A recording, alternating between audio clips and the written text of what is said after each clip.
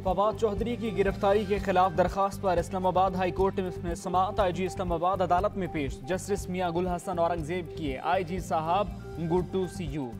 कमरा अदालत पर कहे लग गए।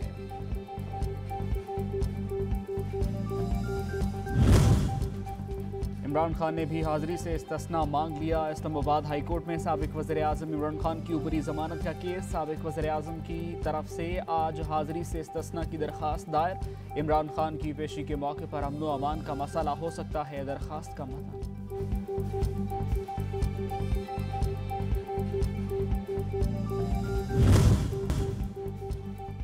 और 9 मई को जुना हाउस पर शरपसंदों के हमले की अहम तफसीलात सामने आ गईं। PTI मुजाहिरीन 2:45 बजे तक जमान पार्क जमा हुए। वहां से मुजाहिरीन क़यादत की सरपरस्ती में निकल पड़े।